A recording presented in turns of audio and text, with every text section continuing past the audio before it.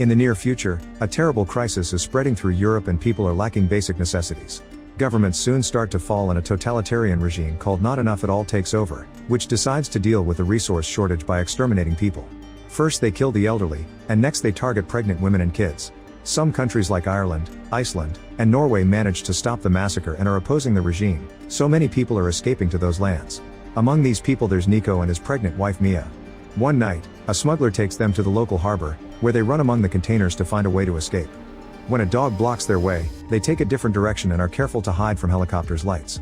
They can hear the police arresting some runners, but they manage to get past them and find another smuggler that asks for more money. They've already paid a lot, so they have no choice but to give him their wedding rings. Then the couple enters the back of a truck with a bunch of women that are also escaping with their kids and even a dog.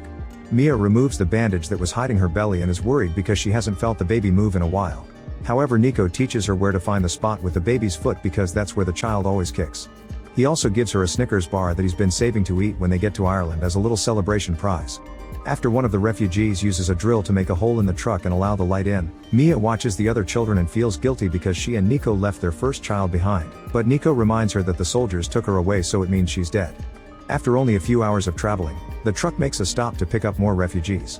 The people quickly rush inside and the truck gets too crowded, so the smuggler announces they'll split the group in two, leaving the women and children here and the men will go in another vehicle. Nico tries to explain he was already in this truck with his wife from before, but he's ignored and taken away.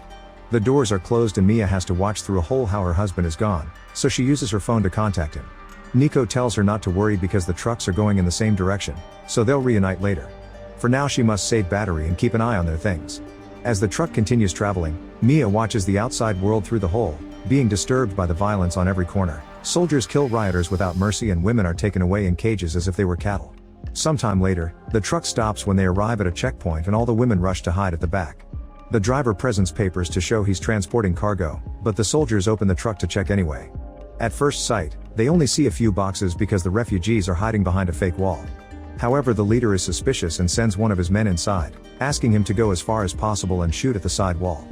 The guy does so, and by seeing the difference in distance, the leader can tell there's a hidden compartment, so he goes inside with a bunch of his soldiers and asks the women to come out.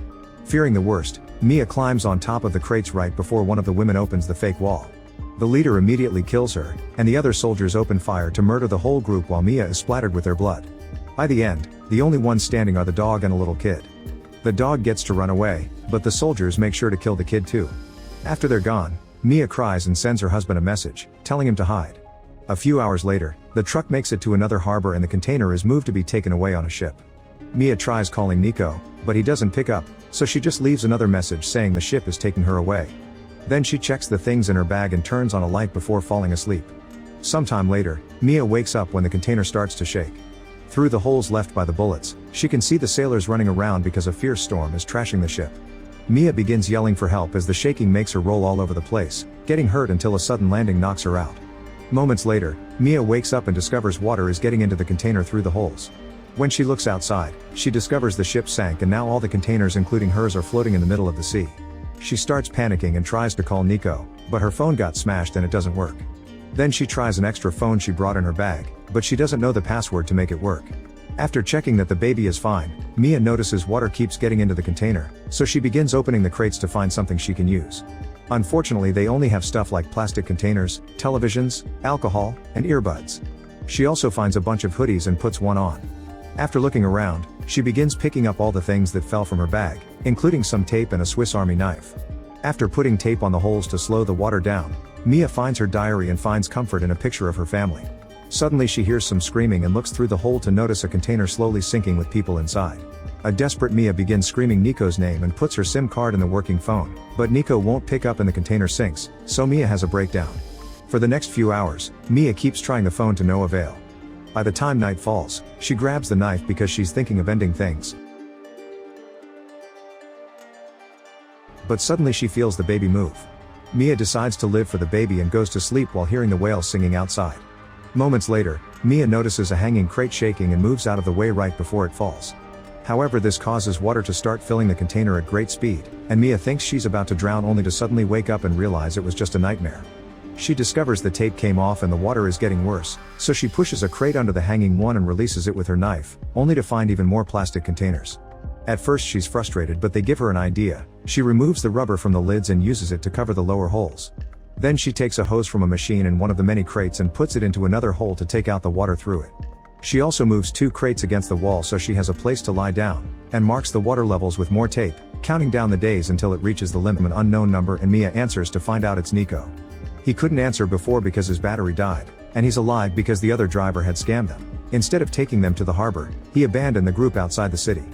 Mia tells him what happened to her and Nico promises he'll rescue her, but for now, she must continue to save the battery and to survive for their child. Suddenly Mia feels a contraction and begs the baby to wait a little longer. She takes a bite of her sandwich and moves the crates around, but boredom soon takes over. She notices a storm is coming and feels another contraction, so she hopes it's a false alarm. Moments later she turns out to be wrong. The storm comes to shake the container around and the baby is really coming. Mia screams in pain as the water begins getting inside the container again and her phone rings, but it slips from her hand when she tries to answer. With no other choice, Mia takes off her dress and hangs on the crate's ropes as she stands up and gives birth to the baby in the water.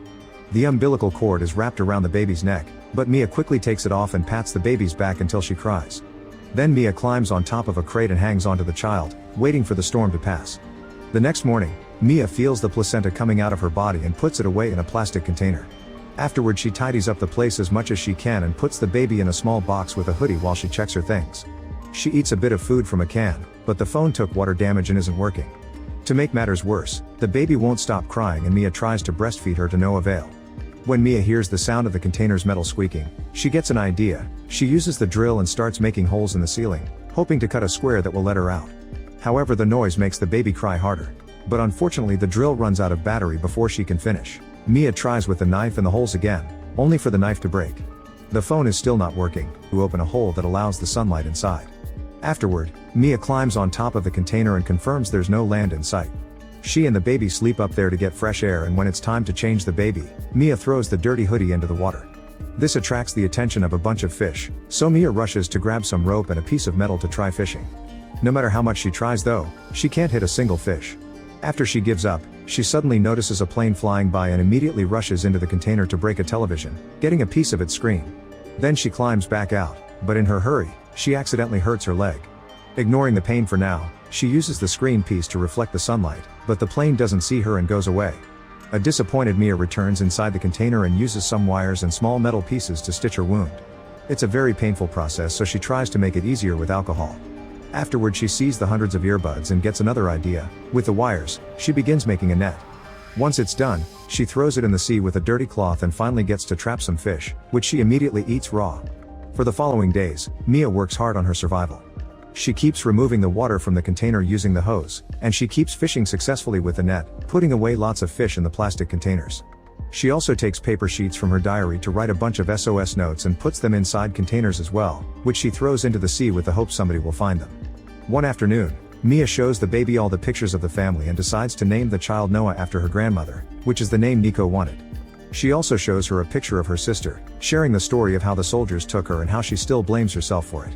Later in the evening, Mia notices Noah is getting cold, so she uses some alcohol and a lighter to start a fire. In the middle of the night, Mia hears something hitting the wall. At that moment her phone begins ringing and she's delighted to hear Nico's voice, but unfortunately he has bad news. He tried to steal a boat, but he was seen by the soldiers and got shot. Right now he's hiding, but he's slowly bleeding out and he doesn't have much time left. Nico's called to say goodbye and make Mia promise she'll survive, so Mia puts the phone next to Noah so he can talk to her and hear her cute little noises. After Mia and Nico tell each other I love you, her battery dies and the wind puts out the fire as she cries. It's then revealed that Mia still has the Snickers bar, which she's saving for the end of her journey as promised. On day 26, Mia is about to lose it. There are drawings and rants on paper sheets taped all over the container walls, which is about to reach the water limit, so Mia and the baby are now living on top of it. Mia also is using the crate wood, the plastic containers, and the rope to put together a raft. Suddenly a seagull lands on the container to take some of her fish, and this gives Mia hope because it means they must be near land. Later in the evening, Mia manages to start a new fire and gets a sail ready for her raft. Suddenly she hears a noise inside the container and realizing it'll sink soon, Mia dives in to gather all her pictures. She also sees the Snickers bar inside a plastic container, so she takes the risk and goes further inside to grab it.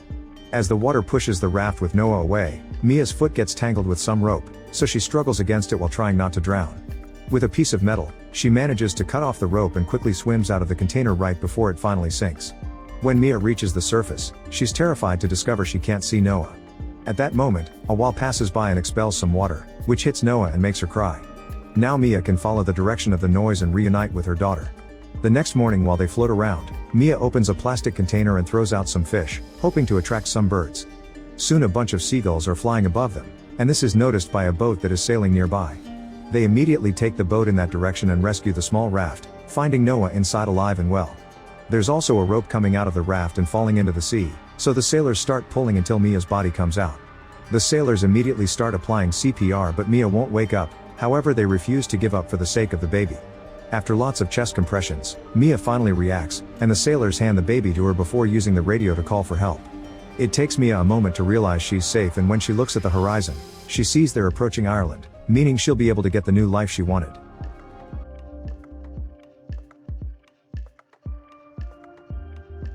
Make sure to subscribe and turn on notifications so you can watch more videos like this. Thanks for watching.